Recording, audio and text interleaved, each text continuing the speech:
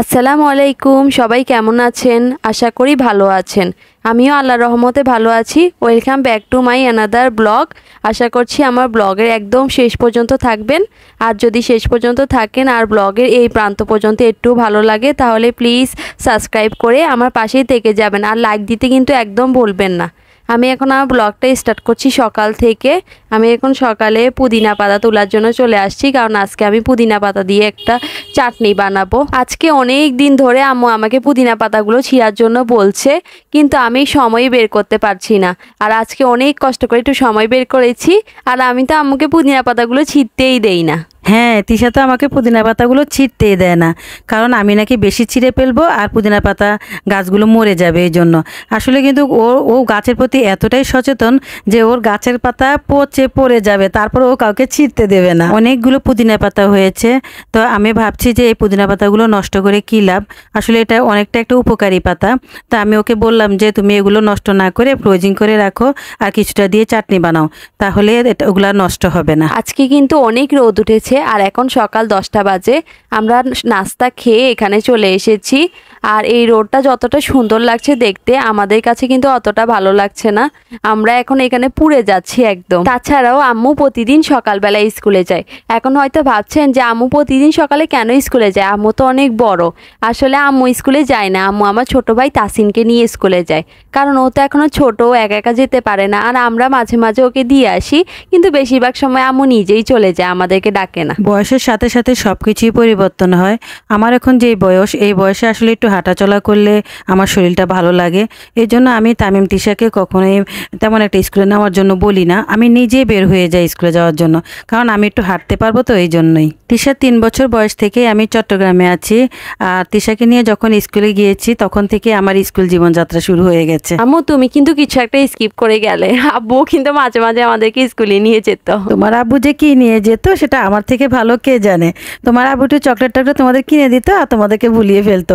একদিন ডাকলে 4 দিনও যেত না, বুঝছো? আর এখন আব্বুর পক্ষপাতিত্ব করছো। তুমি যাই বলো, আমি তো আব্বুর পক্ষেই থাকবো। হ্যাঁ, তুমি তো তোমার আব্বুর পক্ষেই থাকবে, বাবা তো মেয়ের পক্ষেই থাকবে আর মেয়ে বাবার পক্ষেই থাকবে। আমি তো এখানে সবগুলো পুদিনা পাতা তুলে ফেলেছি। আশা রাখছি আবার 1 সপ্তাহ পরে আমার পুদিনা গাছগুলো আবার আগের মতো হয়ে যাবে।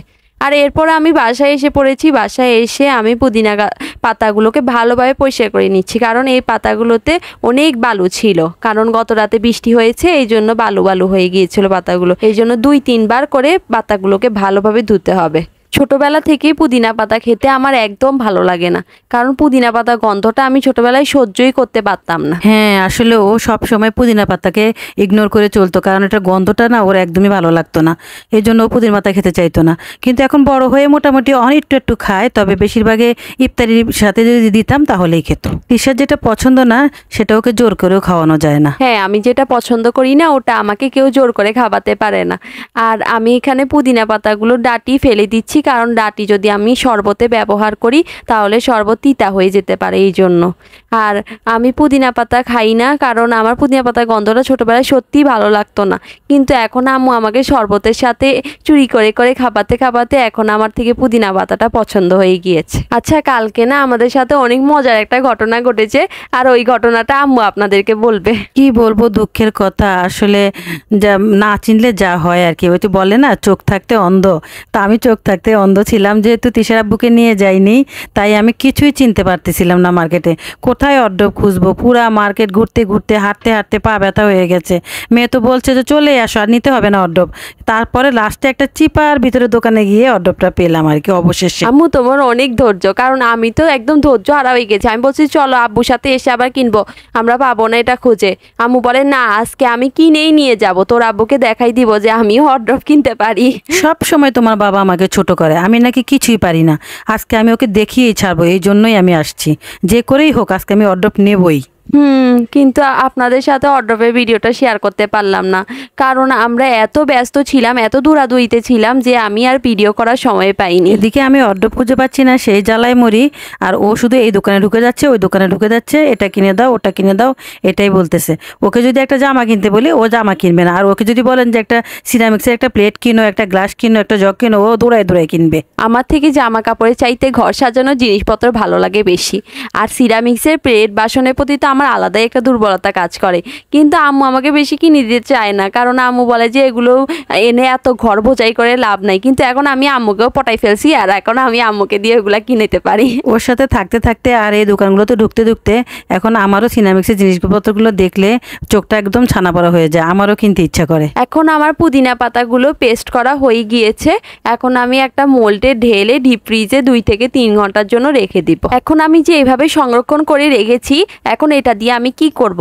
আসলে এই বরফের একটা কিউব আমি আমার শরবতের সাথে দিব, অথবা আমি চাইলে এগুলো মুখেও ব্যবহার করতে পারি। এতে আমাদের ত্বকের অনেক ভালো হয়, আমাদের ত্বক সুস্থ থাকে।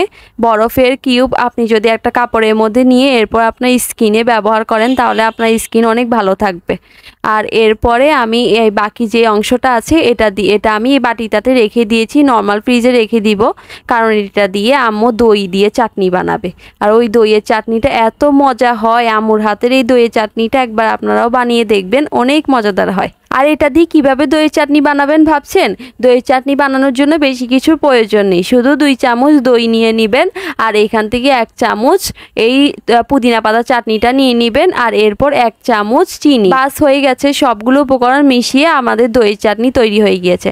আর এখানে এগুলো না ধুয়ে রাখলে আম্মু তো আমাকে অনেক বকাচকা করবে, কারণ আম্মু সবসময় বলে যে আমি কিছু একটা তৈরি করে আম্মুর পাকঘরটা পুরোই এলোমেলো করে দিয়ে আসি, কিন্তু বাস্তবে কিছুই না। আমি বাস্তবে সব কিছু ধুয়ে রাখে আসি। আম্মু আমার নামে শুধু শুধু বলে। হ্যাঁ, ও সত্যি না ধুয়ে চলে যায়, আর এখন বলতেছে আমি সবকিছু ধুয়ে রেখে যাই। তো যাই হোক, এখন আমি আপনাদের সাথে একটা অদ্ভুত রেসিপি শেয়ার করব। এটা দেখলে আপনারা হয়তোবা আমাকে পাগল ভাববেন যে আমি এগুলো কি রান্না করছি। তো এখন আমি 2 পদের ডাল নিয়ে নিয়েছি, ডালগুলো আগে সিদ্ধ করে দিয়েছি। আর এখন মশলা দিয়ে দিচ্ছি। মশলা বলতে আমি রসুন, আদা আর একটু পেঁয়াজ বাটা দিয়ে দিলাম। আর এখন দিয়ে দিব আমি গুঁড়া মশলাগুলো। তো আমি কিছুটা হলুদ দিয়ে দিলাম, হলুদ দিয়ে তারপরে একটু মরিচ দিয়ে দিব, ধনিয়া গুঁড়ি দিব আর লবণ। এগুলো সব উপকরণ একসাথে আমি দিয়ে ভালো করে একটু ডালটার সাথে মিশিয়ে নেব। আমি তো এমনিভাবে সবজি পছন্দ করি না, কিন্তু আম্মুর এই সবজিটা অনেক বেশি মজাদার হয়। আর আম্মু প্রতি বছর এটাকে একবার রান্না করে, যখন কাঁঠালের সিজন আসে তখন আম্মু এই কাঁচা কাঁঠাল দিয়ে এই সবজিটা রান্না করে। আপনারা একবার বানিয়ে দেখবেন, এই সবজিটা খেতে অনেক মজা লাগে। আম্মু আব্বু আগে অনেক বেশি পছন্দ করে রান্না করতো, এরপর থেকে আমরা খেতে খেতে এখন আমাদেরও এটা পছন্দ হয়ে গিয়েছে। এতটাই মজা হয় এটা।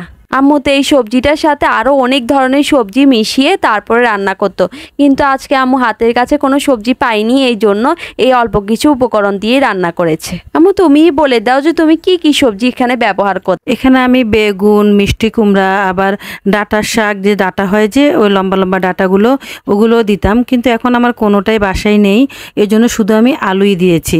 আলুটাই বাসায় ছিল তাই আলুই দিলাম। আর এখন আমি কাঁঠালগুলো দিয়ে দিচ্ছি। কাঁঠালগুলো আমি একটু চাকচাক করে কেটে নিয়েছি, কেটে ভালো করে ধুয়ে নিয়েছি।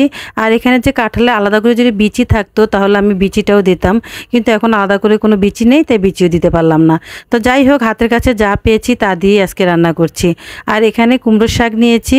কাঁঠাল তরকারির সাথে যদি কুমড়ো শাক না দেই তাহলে তো সেটা মজাই লাগে না, কারণ এই কুমড়ো শাকটা দিয়েই কাঁঠাল তরকারি বেশি মজা লাগে। তো এই জন্য এখন কুমড়ো শাকটা আমি আগেই কুটে নিয়েছিলাম, এখন আমি অর্ধেকটা নিয়ে নিয়েছি আর বাকি অর্ধেকটা রেখে দিচ্ছি। আমি এই সবজিটা কেন খাই জানেন? এই কুমড়ো শাকের জন্য। এই কুমড়ো শাক এই সবজিটার সাথে এত ভালো লাগে আমার থেকে, আমি কি বলবো, এত মজাদার হয়।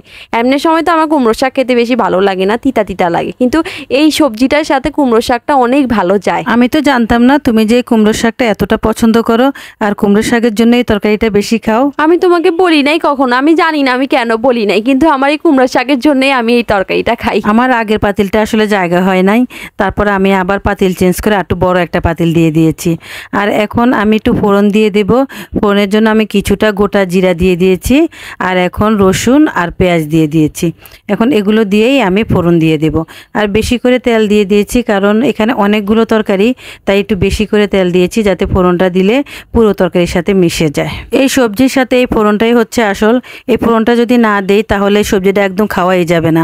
আর এখন আমি দিয়ে দিলাম একটু পাঁচফোড়ন। একটু পাঁচফোড়ন দিয়েছি, এখন ফ্লেভারটা আরও সুন্দর আসবে। তো এখন ভালো করে দিয়ে আমি একটু নেড়ে চেড়ে দিচ্ছি। একটু যখন বাদামি কালার হয়ে যাবে তখনই আমি ফোড়নটা তরকারিতে দিয়ে দেব। তা এই সবজি তরকারিটা না অনেক মজা লাগে খেতে, অনেক ভালো লাগে। বিশেষ করে এই কাঁঠালের সিজনে। তা আমরা এই কাঁঠালের সিজনে বেশিরভাগ এই তরকারিটা রান্না করি, আর খেতেও ভীষণ ভালো লাগে। আম্মু এই বাগারটা দেওয়ার সাথে সাথে এত সুন্দর একটা গন্ধ ছড়িয়েছে, আমি তো বলছি আম্মু আমাকে তাড়াতাড়ি দাও, আমি খাবো এখনই। তারপরে আম্মু আমাকে একটু প্লেটে দিচ্ছে, দেখেন। আর আমি বলছি অল্প করে দাও, বেশি করে দিও না, কারণ এখন অনেক গরম। এখন আমি টেস্ট করব, টেস্ট করে আম্মুকে রিভিউ দিব যে আম্মু সবজিটা আসলে আজকে কেমন হয়েছে। আম্মু তো প্রতি বছরই রান্না করে, কিন্তু এই বছর এটা সবচেয়ে সেরা হয়েছে আমার মনে হয়। কেন জানি এই বছর এটা এত বেশি মজা লাগছে। আসলে অন্যান্য বছর যে বেগুন আর মিষ্টি কুমড়া দেয় ওটা আমার একদমই ভালো লাগে না, এই বছর তো ওটা ব্যবহার করে না, এই জন্য আমার মনে হয় বেশি ভালো লাগছে। কারণ আমি মিষ্টি কুমড়া খেতে পছন্দ করি না। হ্যাঁ, তিশা আর মিষ্টি কুমড়া পছন্দ করে না। তিশা কি সবাই, মানে আমার 3 বাচ্চাই মিষ্টি কুমড়া পছন্দ করে না। আমি একবার মিষ্টি কুমড়া হালুয়া বানিয়েছিলাম, ওরা কেউ খায়নি। আমরা দুপুরে খাবার শেষ করার পরে আম্মু এগুলোকে জিপলক ব্যাগে ভরে তারপরে ফ্রিজে ঢুকিয়ে দিচ্ছে আবার, কারণ এগুলো খোলা অবস্থায় থাকলে বেশি ফ্রিজ গন্ধ হয়ে যাবে পুদিনা পাতার। আমি এখন পুদিনা পাতার কিউবগুলোকে একটা জিপলক ব্যাগে ঢুকিয়ে রাখবো। আর তিশা যদি একবার কোনো কিছু ফ্রিজে ঢুকাতে পারে যে পরবর্তীটা নামিয়ে আবার প্যাকেট করবে, কিন্তু সে আর করে না, সেটা বছরের পর বছর পরে থাকবে, সে আর করবে না। সে তো সে এটা করে বা সে ঘুম, দুপুরে খাওয়া দাওয়া খেয়ে ঘুম। আর এখন আমি এগুলোকে জিপলক ব্যাগে ঢুকিয়ে দিচ্ছি, না হলে আমার ফ্রিজটা একদম গন্ধ হয়ে যাবে। দুপুরে খাবারটা খাওয়ার পরে বিকাল হলেই আমার কিছু মিষ্টি খাবার খেতে ইচ্ছা করে, আর আজকেও আমার এরকম মিষ্টি খাবার খেতে ইচ্ছা করছিল। আম্মুর কাছে গিয়েছিলাম বলতে যে আম্মু কিছু একটা বানিয়ে দাও, আমার মিষ্টি খাবার খেতে ইচ্ছা করছে, কারণ আমার দুপুর হলেই মিষ্টি খাবারের ক্রেভিং হয়। আর এরপরে আম্মু বলে যে নিজে বানিয়ে খাও, আমি আর তোমাকে বানাইতে পারবো না, এমনি আমি ক্লান্ত হয়ে গিয়েছি। এই জন্য আমি রান্নাঘরে এসে দেখি কিছু একটা বানাতে পারি না, কি চেষ্টা করছি কিছু একটা বানানোর। এখানে আমি ঘি নিয়ে নিয়েছি প্রথমে 2 চামচ, এরপরে এখানে দিয়ে দিচ্ছি শ্যামাইটাকে কিছুক্ষণ আমি ভালোভাবে ভেজে নিব, যেন শ্যামাইয়ের কাঁচা গন্ধটা দূর হয়ে যায় আর ঘিটা ভালোভাবে শ্যামাইয়ের সাথে মিক্স হয়ে যায়। প্রায় সময়ে ওর এরকম মিষ্টি খাবার খেতে ইচ্ছে করে, তখন ও নিজে রান্নাঘরে গিয়ে কিছু একটা বানিয়ে নেয়। আমি অবশ্য কিছু বলি না, কারণ ওর নিজের ইচ্ছে কিছু যদি বানিয়ে খেতে চায় তা খাওয়া অসুবিধা নেই। এখানে আমি 2 টেবিল স্পুনের মতো দিয়ে দিয়েছি সুগার, আর এরপর আমি দিয়ে দিচ্ছি মালাইও আমি 2 টেবিল চামচের মতোই ব্যবহার করেছি। আর মালাই দেওয়ার কারণ হচ্ছে যেন টেস্টটা একটু বেড়ে যায় মিষ্টি খাবারটার। আর এরপর আমি সবগুলো উপকরণ ভালোভাবে মিক্স করে নিব। এটাকে আমি নাম দিয়েছি শ্যামাইয়ের লাড্ডু বলতে পারেন আপনি এটাকে। আর এরপর দিয়ে দিচ্ছি এখানে মিল্কও এখানে কমই ব্যবহার করেছি, কারণ বেশি ব্যবহার করলে শ্যামাইটা নরম হয়ে যেতে পারে। আর এখন আম্মু একটু আসছে, আমাকে বলছে যে তোমার শ্যামাইটা বেশি শক্ত হয়ে গিয়েছে, তুমি একটু দুধ দিয়ে এটাকে নরম করে ফেলো। তারপর আমি আম্মুর কথা মতো এটাকে দুধ দিয়ে নরম করে ফেলেছি। আর এখন আমি শ্যামাইয়ের লাড্ডুগুলোকে একটু ঠান্ডা করে নিয়েছি, তারপরে আমি একটি প্লেটে নিয়ে গোল গোল করে লাড্ডুর আকারে বানিয়ে ফেলবো। আমি পারবো না বলে ওকে রান্নাঘরে পাঠিয়ে দিই ঠিকই, কিন্তু আমি পিছনে চুপে চুপে দেখি যে ও কী করে, কারণ ও সবসময় একটা না একটা গন্ডগোল পাকিয়ে ফেলে। তো এখন এটা শক্ত করে ফেলেছিল, তারপর আমি বলেছি একটু দুধ দিয়ে দাও, তাহলে সেমাইটা একটু নরম হবে। তো দুধ দিয়ে দেওয়ার পর সেমাইটা একটা স্মুথ হয়ে গেছে। এখন ও সুন্দর করে লাড্ডুগুলো শেপ দিয়ে নিচ্ছে, খুব সুন্দর হয়েছে। যাই হোক, অনেক ভালোই বানিয়েছে। তা আমি অবশ্যই এগুলো বানাই না, আমি সবসময় তো সাধারণভাবে সেমাই রান্না করি। ওর এই রেসিপিটা খেয়ে আমার ভীষণ ভালো লেগেছে, অনেক মজা লেগেছে, অনেক সুন্দর একটা রেসিপি। তো আপনারা অবশ্যই বাসায় এভাবে বানিয়ে দেখবেন, অনেক ভালো লাগে খেতে। ও আমাকে একদমই ধরতে দেয়নি, আমি বলেছিলাম যে আমি একটু সাহায্য করি, ও বললো না আজকে আমি নিজেই বানাবো। সবসময় আমাকে বলো যে আমি সাহায্য করি, দেখেই তো পারো, আজকে আমি দেখিয়ে দিলাম যে আমি নিজেই পারি। এরপর আমি তামিমকে দিয়েছি, তাসিনকে দিয়েছি। তামিম প্রথমে খেতে চাইনি, কারণ ও একটু মিষ্টি খাবার কম খায়, কিন্তু পরেও সবগুলো খেয়ে ফেলে আমাদের। আর এরপর আমি খাচ্ছি, আম্মুকেও বলছি যে খেতে। আম্মু একটু কম করেই খাইছে, কারণ আম্মু বেশি মিষ্টি খাবার খেতে পছন্দ করে না। আচ্ছা, আজ এই পর্যন্তই। Till then, take care and আল্লাহ হাফেজ। সবাই ভালো থাকবেন, সুস্থ থাকবেন। আজ এই পর্যন্তই, আল্লাহ হাফেজ।